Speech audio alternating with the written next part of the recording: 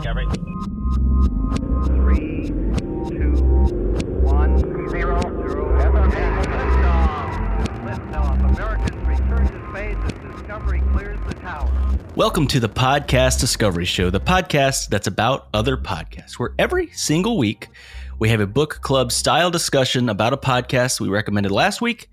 And at the end of the show, we're going to recommend a brand new one, and we'll talk about that one next week. I'm Kirk. I'm Zach.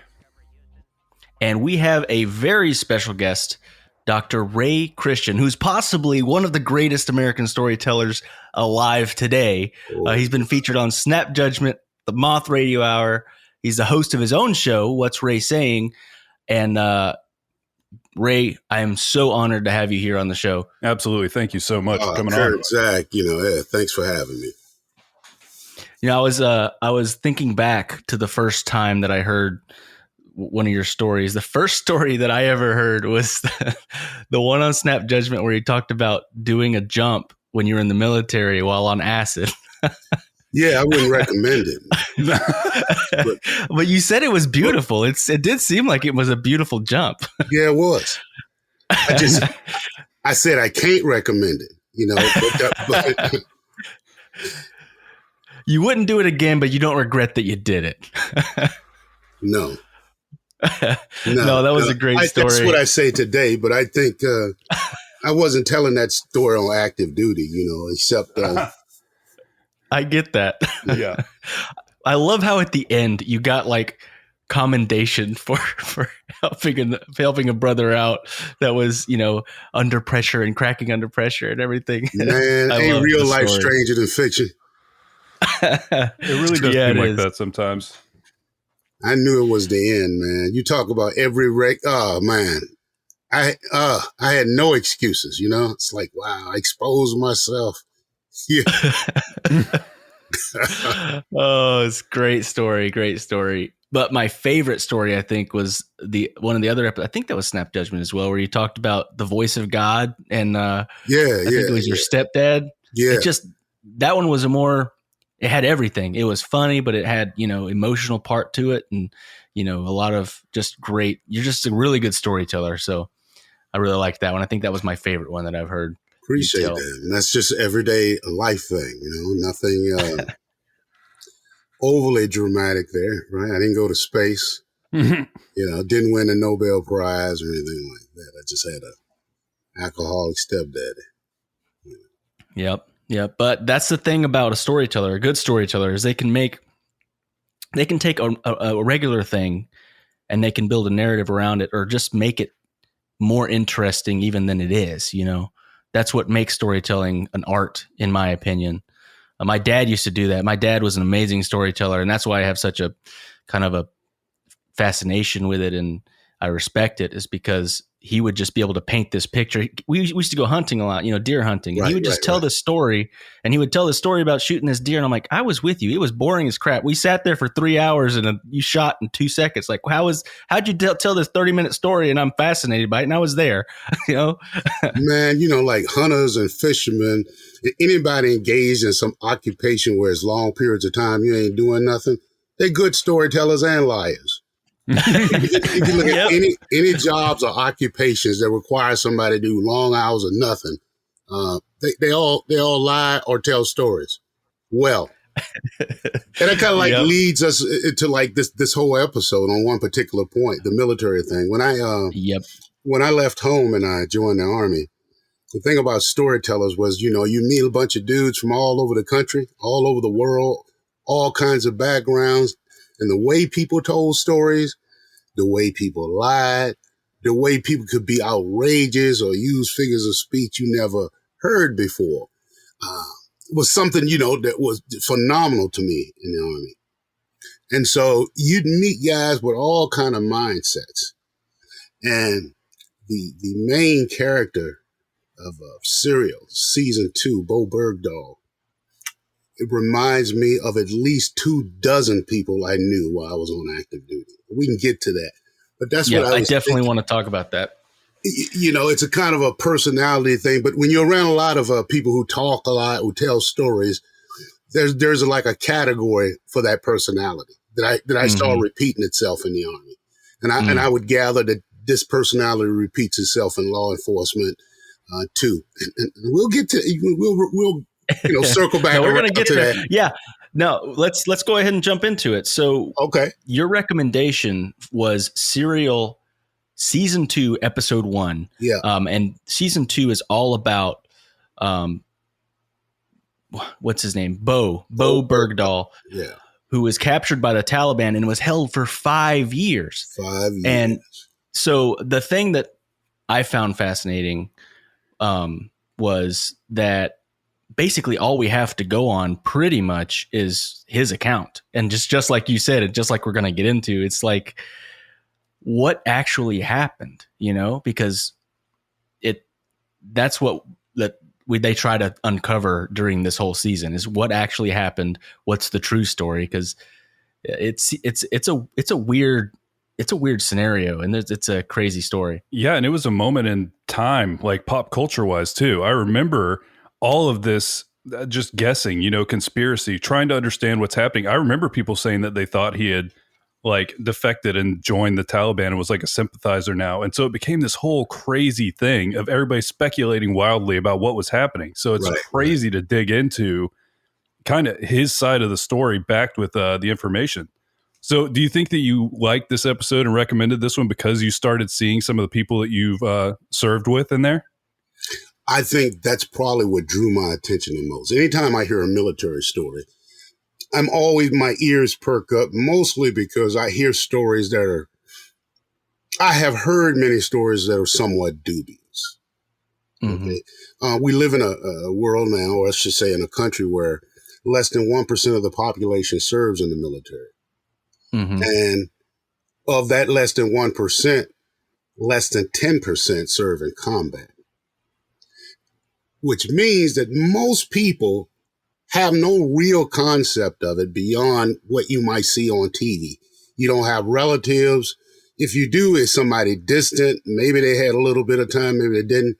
And because there are not a lot of people running around with uniforms on or who served, a lot of people find it difficult to know who's pretending and who's not. There's just not enough people around to go, hey, wait a minute. You couldn't have served there. You couldn't have done that. Your uniform shouldn't have that because I did. My uncle, my dad. We're so removed from that kind of stuff that people have no idea. And by the same token, you take a guy like Bowe Bergdahl. I know people who join the military with all kind of fantasies. In fact, but people join all kind of occupations, because of fantasies. You can have a fantasy about playing football and sports, right? And you have a fantasy about becoming a billionaire. And you have a fantasy about being a super agent or super spy, James Bond type character. However, you can only be a regular infantryman in the Army. But you still got that kind of mindset. And I met a lot of personalities like that. I mean, properly trained and managed people who think highly of their capabilities and importance of their job can be good in some jobs, right? Mm-hmm. I want my accountant to be anal, maybe the security guard at my door, but certain people, but then other people, they don't have no people skills. They so deep in the fantasy. So you get a lot of guys who join the military, who want to be that guy. They don't want to drive the truck. They don't want to be administration. They don't want to do any service and support jobs. They don't qualify for any special operations unit. Not smart enough, not physically fit, not capable, ain't been in long enough, but they can fantasize about being in a small place and make it big. And a lot of these guys are the same type of guys if they get put out of the military or they don't do all their time, they end up becoming policemen, or they want to be policemen. Or there are guys who lost their jobs as cops and try to get in the military. And I've seen both of these types. Or they've been in one branch or another branch. They like uniforms. They like authority. They want to do stuff.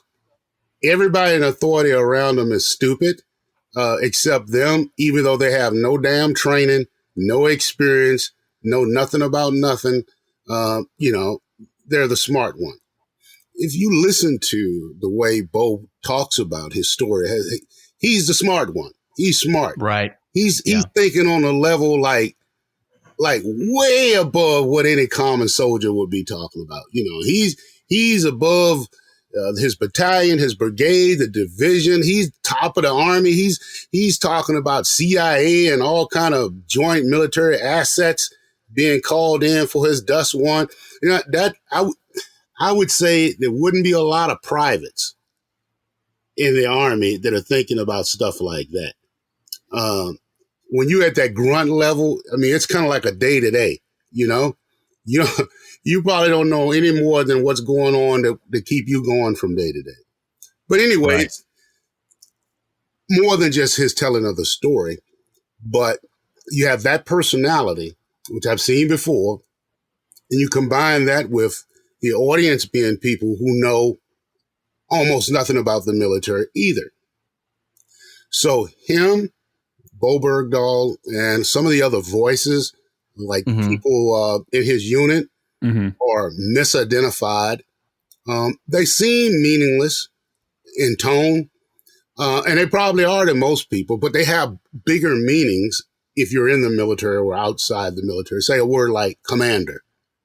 And they use that word loosely, which for me, from my ears, makes the story hard to understand because I'm thinking like, huh? What commander? What do you mean? What are you talking about? What happened? So you got the words, the distorted words of a man been put through another distortion by the interpretation of the host. Now you would think with them two criticisms, why would I love this episode? I loved it because all of that was clear to me. Both parties were saying their thing. And if I was ever trying to describe to you a Bowe Bergdahl, a type of guy I knew like that personality, they're all over the place, by the way. That would be it. And I listened to this story. I could see it play out because the reality of it is in the military, this has happened thousands of times. But let's back it up in time. When I first joined the Army in the 80s, I joined in the 70s, but during the 80s, I was stationed in South Korea on a demilitarized zone. And just before my battalion rotated up to conduct combat patrols, a guy in the unit prior, he defected to North Korea, ran through some minefields and everything and went over there. Really? Yeah. His name was Joseph White. You might want to fact check that one. Joseph White. I was there. And here's the deal. While we were out conducting combat patrols in the demilitarized zone, there are broadcasts with him on it saying stuff like, my name is PFC Joseph White, and I support the policies of Kim Jong-il and Kim Il-sung. And so they were using him for propaganda? Yeah. That's crazy. And we out there in our ambush sites hearing these huge loudspeakers, they go, we know you out there, go back home to America. So this guy, you already know he's 19. There's no 19-year-old kid from Iowa talking like that. So it's laughable to us in terms of like the credibility of it. I heard that he drowned in a lake maybe a decade later somewhere in some obscure newspaper. Hey, fact check that one too. So anyway, my point was I remember that one that was very noteworthy. Prior to and a little while after that, there was a Corporal Garwood, I think, a Marine, who did the same thing from Vietnam era, and he pops up back home like maybe in the late 70s or 80s. So you can fact check. So, and there are just dozens of guys who defected to Germany, to East Germany. Now, so I'm gonna bring this back full circle to Bowe Bergdahl. A lot of the reasons they did that had nothing to do initially with anything political. The political part came up after the fact when they returned. Some guys defected because they got lost. Some guys defected because they get pissed off and they walk off and then they go, damn, I made a mistake. Some guys, they get drunk and they get high and they disappear. Some guys commit crimes. or they do some dumb shit and they run off because they think they're going to get in trouble. And that's happened hundreds of times. No, but I definitely resonate with what you were talking about. Basically, it seemed like a lot of he almost had these delusions of grandeur in himself, like he was going to be the savior of his platoon or whatever. I may be even saying the words wrong. I feel bad because I'm not a military guy either. Yeah. I'm on adding another lens of not knowing the language and stuff. But so yeah, he was thinking he was going to save his guys because he didn't like how he was the management essentially was taking care of things, and he was going to try to get the higher ups to come down on his commanders or whatever. And it was like I said, almost like these delusions of grandeur, like he's going to save everybody and save the day. Just preposterous, right? And he wouldn't have been taken seriously. Like I said, that personality exists. I've seen them all the time. They'll be reading Soldier of Fortune magazines. And again, they end up in what we would call vanilla units with all these ideas in their minds of being some kind of, Navy SEAL or something. But they end up doing they can't qualify for stuff like that. They don't bring out in serial that unit that he was in was an airborne unit. But because of the surge, they took on a lot of people who are not paratroopers, and he was one of them. And that's because that seems insignificant to civilians. That's a major issue for people in the military on what kind of affected, who he was or why he had to try to show off. He might have been surrounded by other guys, probably they were all paratroopers, who had to take on people who are not, which is almost unheard of for that deployment. So that's some backstory, and I see that a little bit with kind of my generation, and maybe going into his generation a little bit, is this kind of like mindset of like, well, you want to start at the top, but that's not how any of this works. None of this works that way, especially the military. Man, and so exactly. He would have been the same way if he was a cop. The guy. He wants to be in SWAT, Yeah, immediately start there. He's a guy. I was a part-time security guard for a while, little part-time job. I didn't even have a gun. I hated it, doing it for the extra money, right? But I worked with a guy. For him, it was the greatest job in the world. He had bought his own specialized whistle. It was all shiny. I look like he got shit that in my LED. uniform. He got that LED in his all to make sure it had brighter. Yeah, all the equipment, man. He was decked out, and we was just like lowly security guards, right? Do you think that him maybe not being not being a paratrooper himself is why? Because as the episode progresses, a lot of the people that he served directly with were extremely upset, were upset to the point that there was talk of like what would happen to him if we find him at this point. Do you think that kind of not being a part of the group could have already been starting to go this way before he even left? You know what? And that may have contributed. I think a missing element of this might have been they may have been dogging his ass prior to this. And a group, people trying to bond together. And I've been out there in these old desert outposts. And if one guy's an ass of a personality or too strange of a personality, things get strained. You got a guy fantasy talking all the time and people want to go home. Mm-hmm. Most people once you're in that kind of situation, your focus becomes more realistic and you forget about the fantasy stuff. For some guys, they just can't be regular. The whole idea that you're stirring shit on an outpost and nobody's listening to you don't make sense to them. It's not, again, I was saying, you see that in all kind of jobs, certain types of fields. That personality in the old days may have become a Boy Scout leader. You know what I'm talking about? Mm-hmm. He might have been a gym coach in the day. They got the dream, they wanted to coach in the NFL or something, but they beating up kids at Pee Wee sports. things like that. But I saw lots of personalities like him. So where I was going with this, it just seems like a lot of his story was more believable, or it was easy for both the interviewers to listen to him, I think, because they didn't have enough understanding of what was improbable in the military.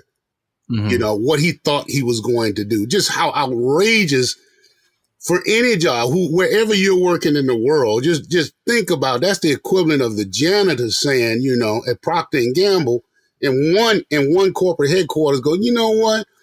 I'm going to put down my mop. I'm going to leave my job. I'm just going to go up to the 50th floor and just tell the CEO, you know, what's happening in the organization. He's going to listen to me. Nobody would listen to you if you said something that day. And that's the equivalent of what he was. Of course, he was going to run 20 miles to do it.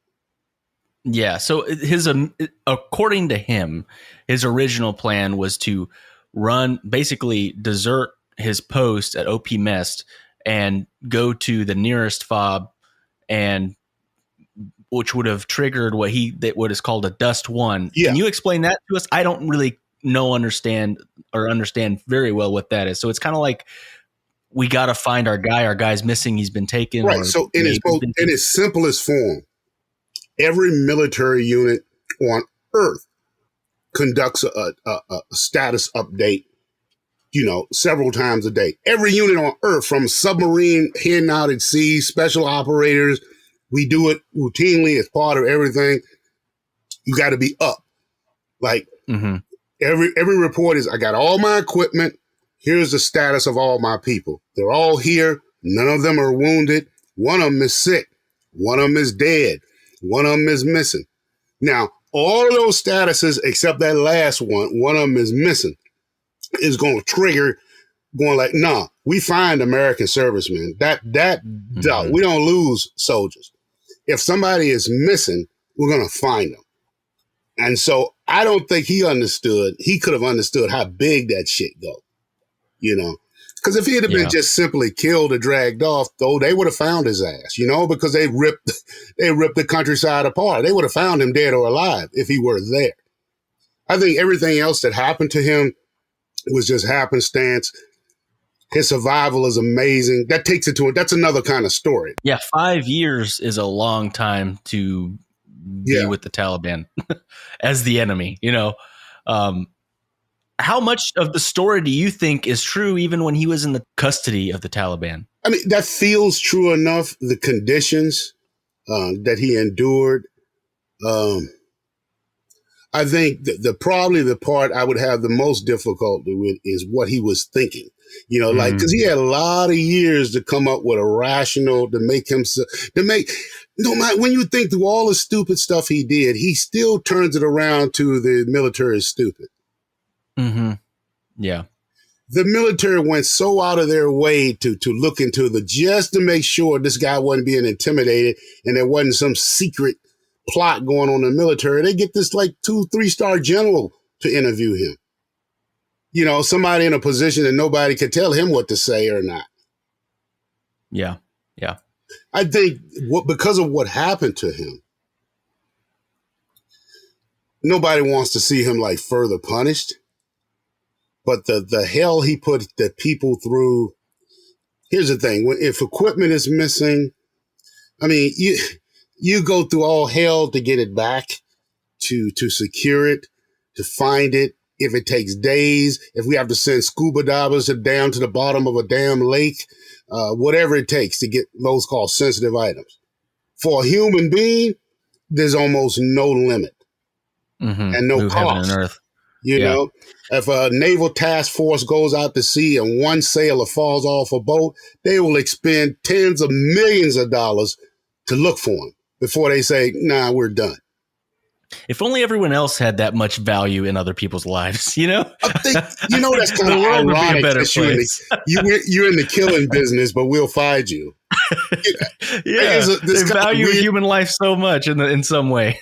Yeah, you ain't worth shit in the army until you die, I guess, you know. Maybe because it's bad. You're bad for recruitment. They got to make sure your mom and them ain't mad. I wonder if that's part of what happened here, where essentially all of the ones you were talking about are pre-internet.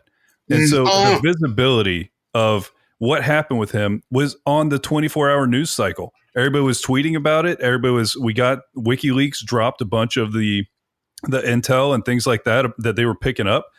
And so everybody just talked about it all the time. And it was 5 years. And so I wonder if that's why this specific case got just blown up into this huge moment. Yeah. You know what? I hadn't thought about it. That's probably right. Because all the ones that I had cited are all kind of predate the internet.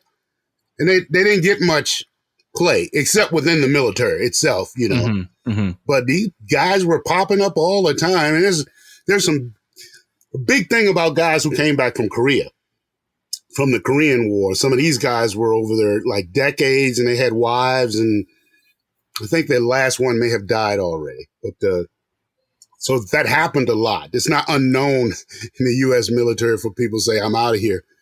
The Navy has that happen quite often. And when they deploy and people won't come back to the ship, they fall in love, And as silly as that sounds, that's a reason why people go AWOL too. So, his motivation, Bowe Bergdahl talking about, these extraordinary intelligence things and failures of the chain of command just don't seem like regular everyday soldier thoughts. Yeah, it almost seems like he had thought about a lot of this kind of stuff before he went in the military. He probably been studying this crap forever and knew. I don't know what all they teach you in basic, but I doubt they're teaching you all this stuff about who all is going to get notified if you go missing and stuff like that. Hell no. And that's the thing. When you listen to that, that's exactly when I want to go, what? Mm-hmm. Dude, that's something you were picking up on that we didn't pick up on. Yeah, that's like way the hell over your head. You're just a private. And here's the thing, the social part of it. Was he like 23 years old? Yeah. I can tell you this. Those guys in his platoon who were like 18, 19, and 20, 21, they wouldn't take him that seriously. They're just among, the military kind of age you, and among those kind of guys, they would like going, what the hell have you been doing? You're 23. You used to private like me. Because I know how they would want to know more. Why are you 23 years old and a private in the Army? People would ask that question because it's common. Younger guys want to know, why did you, you're older. Why did you do this? And you'll be surprised. And it's usually guys about that age, they done messed around, couldn't get in the police academy, couldn't get in the Navy, couldn't do this and that. They get in the Army and you finally get that uniform. Mm-hmm. Get that uniform. There had to be a cook to get in, but they're going to act like they're in Green Beret. But it's so fantasy driven too. Again, unless there are people there to question him, they just go on, and they can be irritating. Yeah. I've worked around those kind of guys, and they're always talking about some crazy shit. This is a guy who wants to have a gun because he wants to be driving down the street one day, see a bank robber with a beautiful woman, holding her around the neck, and then he jumps out and they shoots the guy in the head. That's his fantasy, But he too damn low speed, too far down in the food chain to ever encounter any shit like shooting Osama bin Laden. That's not ever going to happen for him. No. If he was a regular cop, like you were saying, he want to be on SWAT. Yep. Yeah, he would. Yeah. Immediately. He wouldn't want to start on the road. He'd want to start on SWAT. Yeah. He wants to start off on SWAT. You probably never get on SWAT, And it's just crazy to me. Like, I've learned so much, like hearing you explain some of this stuff, Ray, and it's so crazy to me still. And I think that's what makes the show so good. One guy, like what you're describing, made one decision, whether or not he actually had this plan of doing the Dustwun to try and talk to people higher up. Who knows? Doesn't matter. One guy made one decision, and it caused a 5-year globally public, on everybody's mind, shitstorm. One decision. Yeah, and how many resources they put to try to find him. They were talking about, I mean, I also have a buddy that was in the military. He was in Iraq and he drove those MRAPs. Those things are huge. They're huge. And those, how expensive those things got to be. And them looking for him, they broke 8 of them, or all 8 of them were broken down from looking for him. They were telling stories about guys that were risking their lives. Later on, in this season, they talk about, people that lost their lives basically on missions looking for him. Right. The equipment that was lost. It's crazy how much resources they threw at trying to find this guy because of that one stupid ass decision that he made. Right. That's what got me about this story. One decision. One guy. Yeah, he turned everything. When you think about the resources that were taken away from other things that were put into looking for him. And he intentionally did it. It'd be good to know that if you fell off a cliff and went missing, we would expend all resources looking for you. And you have to know that the guys you left behind, they ain't getting no damn sleep while you gone.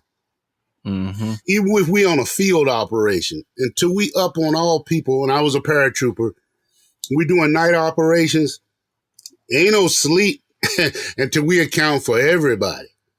We will find you. And you already know that, the hell of that, because we get irritated with each other all the time when somebody end up being missing for something stupid. Somebody oversleeping is a that's, you know what I'm saying? You're talking about being angry at a guy for a few minutes. I mean, they're not going to wake up the whole platoon for that, but you might have to walk around in a circle and be inconvenienced. I was going to ask these guys and the way that they reacted and, them saying like literally it'd probably be better for him to be still with the Taliban than for us to find him. Do you think that there was actually some stuff to that? I think in the initial stages, let's say if he had been caught or if he had came back within a few weeks, he probably would have got a serious, they would have had to put him in some kind of secure situation because he would have got a severe ass whooping. Yeah. And I have seen that before for similar things. I was on a jump and guy's weapon went missing. And the way we rigged, that's a very difficult thing to happen. Mm-hmm. So we're looking, we spent days looking for this damn weapon and they questioning him about where on the drop zone, this and that. And finally he broke down and says, his weapon ain't missing. What it was, he didn't want to bring his weapon to the field so he could have to clean it. So he just didn't have one in his weapon container. Wow. Because somebody How said, bad was that ass whooping? Man, I know he got an ass whooping. That was like, they have like 24 hours a day of searching this shit, man. But then, you expand this to 5 years. Expand this to the entire military. Like, it's craziness. Oh, public relations nightmare. You join the army, you disappear. We won't even find you.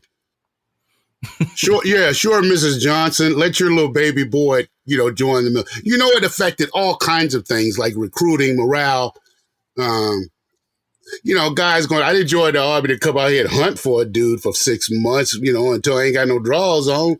Yeah, they were talking about like literally like underwear falling apart because they weren't able to wash it and change it and stuff. There were like multiple week rotations outside the falling wire. off of them and stuff. It's your clothes sounds miserable. Clothes will wear out if you're in the dirt a lot. In the military, not a lot of jobs you get to actually realize that. But I can tell you for sure, you're wearing them every day, 24 hours a day. You're not washing them. They get wet, dry, and you're outside like that. Holes will start appearing all over the damn place. They will fall apart. They will fall apart. And I can recall no other occupation I had to have my clothes fell apart. It was only in the military. As soon as I heard that, I know exactly, man, I got you. Where you turning your underwear inside out or you abandon them all together,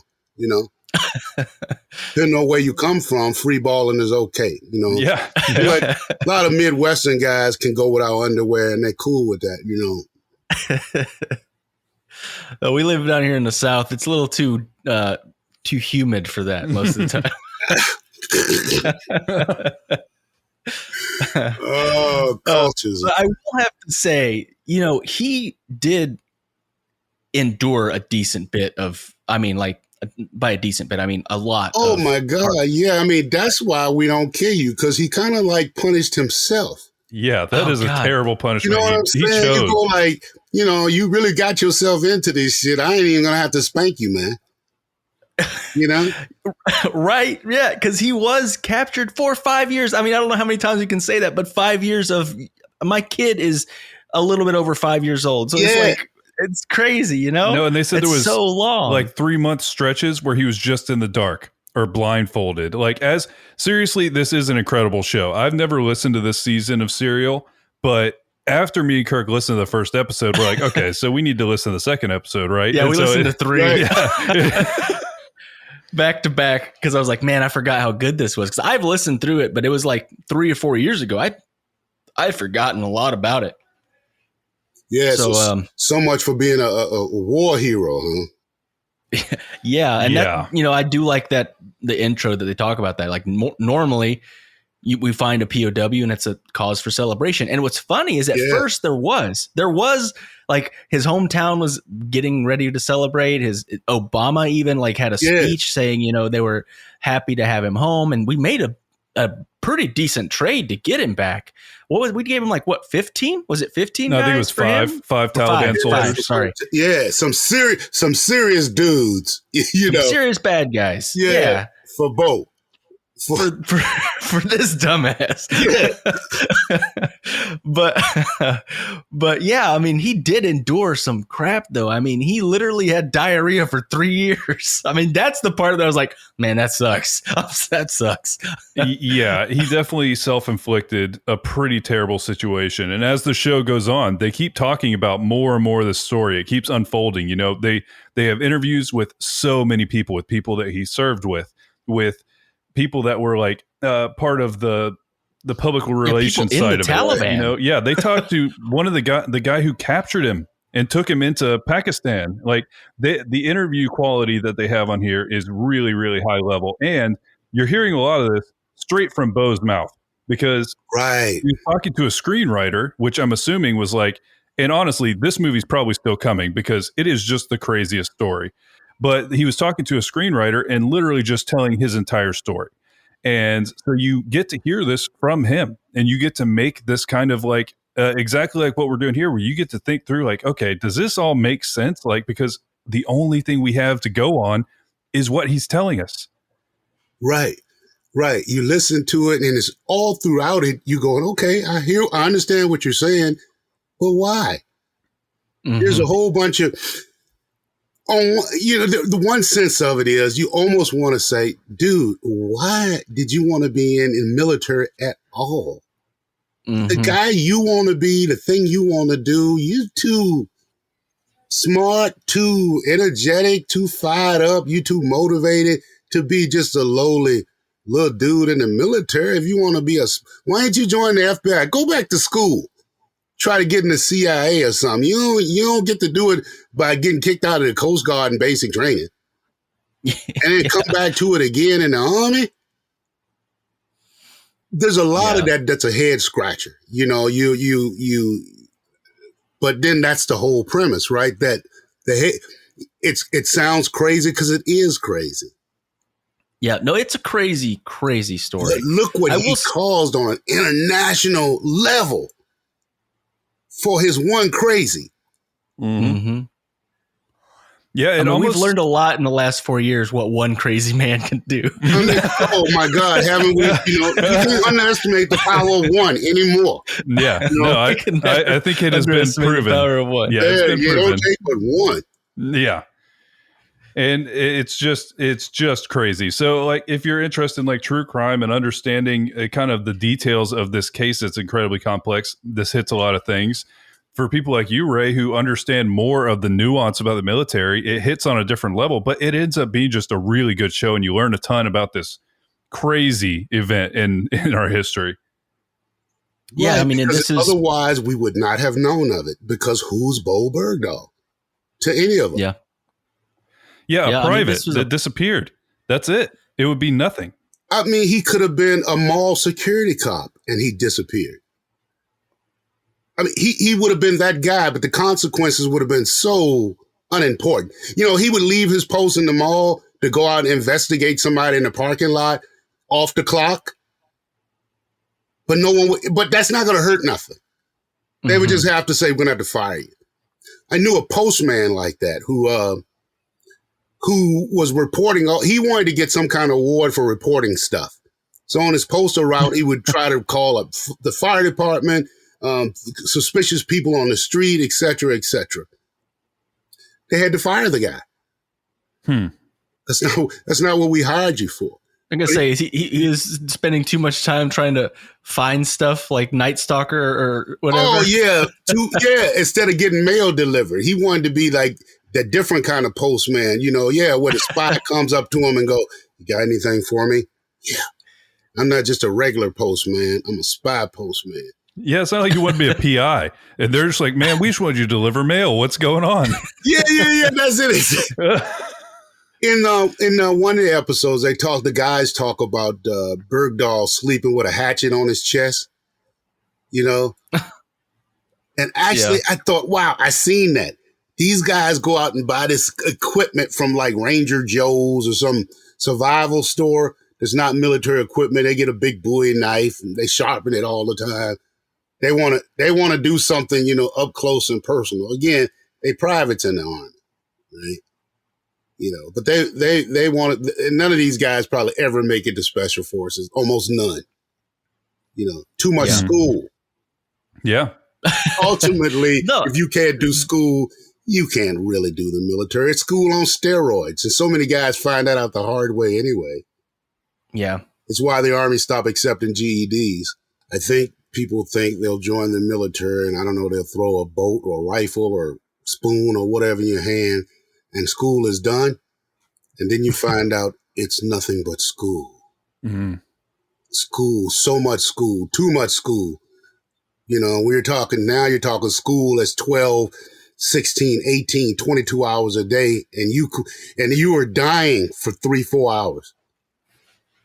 I hate school. They're done with the people who are not intelligent enough to even read the operations manual. They're done. Those people they're recruiting the same kind of people as other businesses do. Bubble can't join the military anymore. There's no place for him. This is what the other strange thing is that Bowe Bergdahl barely slipped through. But slipped through he did.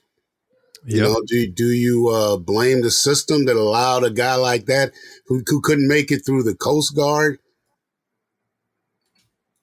Yeah, I forgot that was part of the narrative because did they mention? I don't think they mentioned that in the first 3 episodes. No, that's why you later on. I'm sorry, I did that ruin it? No, it's fine. No.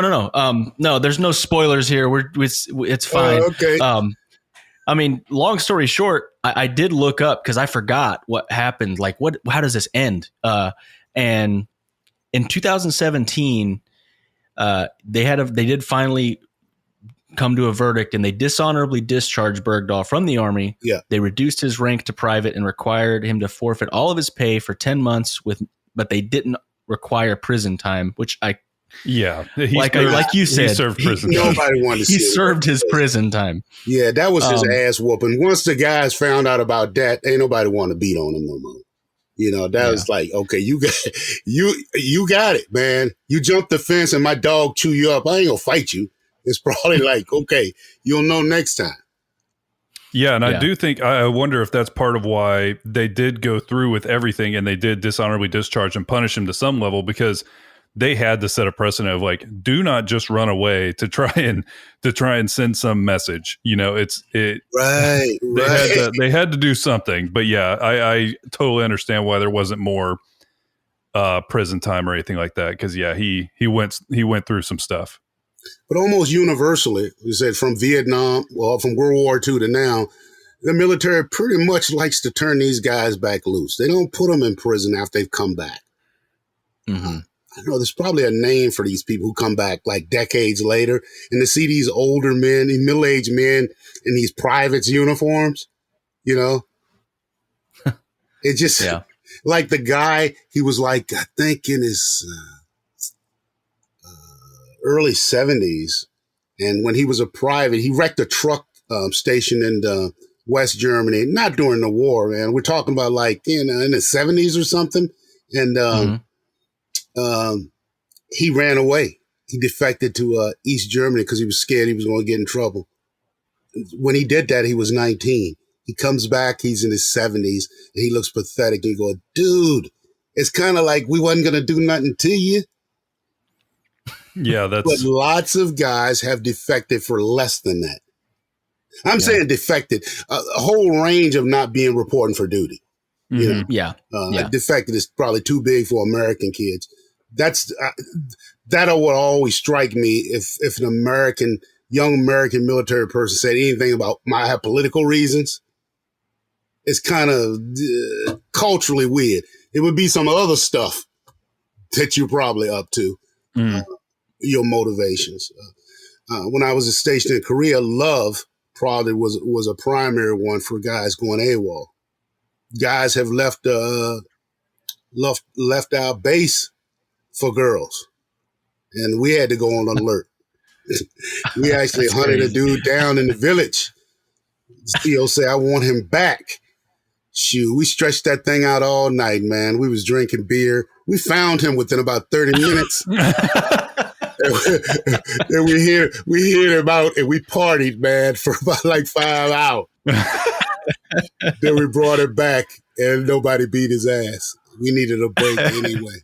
This is the one time that you guys would let him get away with it. Oh, it was crazy, man. They want the CO wanted him killed. I mean, metaphorically, because he took off, and with the whole company, everybody's going to get out there, start searching the village.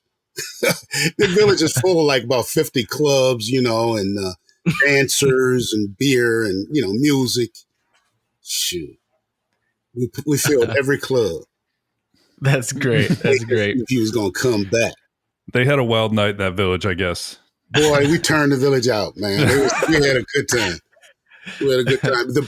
Again, back to that reoccurring people going off for all kind of reasons that don't make sense always. Young soldiers always used to get angry or you get insulted because people don't treat you like an adult. They'll say things like, I can fight in combat, but I can't go out on a pass without getting a briefing, and I can't do this and that. But those very same guys that I would trust in combat are the same dudes that'll be in Germany and then like want to pull down their pants and moon some German civilians because they think it's funny. And you're going like, why? You know, that's what we need is for the German national to see two American soldiers bearing their ass. This is why you have a babysitter, because you did that. Right. It'd be stuff like that. And they'll be mad, you know, we can't, and they do dumb shit. You know, that's why you wear offensive t-shirts like speak English or die. And we had to ban that. Why? You're treating us like we were little kids. You wonder why. I think college students say that too, right?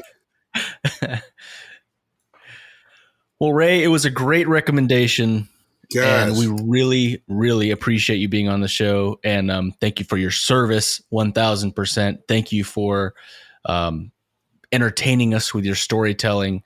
And dude, where can all of our listeners find more about Ray? First of all, everyone needs to go to your website. I hadn't been to your website until prepping for the show, drraychristian.com. You got a nice website, man. And it's got all of the stories that you've ever done. That's what I loved. I was like, man, I thought I'd listened to a lot of his stories. I'm going to listen to like 6 of them. There's so many. Oh man, I'm hanging out all over the place. So you could probably hear me on the Moth Radio Hour. You could hear me on Snap Judgment, some back issue stories of that. You can hear me on the Spook podcast. You can hear me on Risk, Adultish, Story Collider. Hey, I'm everywhere. And It's my everywhere. podcast, What's Ray Saying, where I use storytelling and history to talk about some nuances of the Black experience and answer questions that people ask, but think in their mind, but they never ask. And, So that's what that's a great one to listen to during Black History Month for sure, to learn some stuff that you probably didn't learn in school, but you probably should have. Life is complex, isn't it? Life is complex. It really is. So I guess that brings us to this week's recommendation for what we're going to talk about next week. And we're going to be talking about Land of the Giants, Why You'll Never Quit Prime, and also, is Amazon too big? We ask our sellers. This is a really interesting show that talks about these giant companies that a lot of times you're like, how did they start? Why are they so successful and stuff like that? All the nuances of that kind of stuff. So that's what we're going to listen to this week. And we're going to talk about that one next week. And remember, guys, there's always more to discover. Thank you for listening to the Podcast Discovery Show. We would love for you to get in touch. We have a Facebook group called the Podcast Discovery Club, and our Twitter is @thepdsofficial. We also record the show live every Friday night at 8 o'clock on Twitch. We would love for you to be part of the show while we're recording it. If you want to support the show, we have a number of ways you can do that. From our Patreon to our affiliate links, they're always linked in the show notes. In the end, you support the show just by listening, and it means the world to us. So thank you so much for being a part of our journey. This was a podcast from the Podfix Network. You can check out more shows like it at podfixnetwork.com.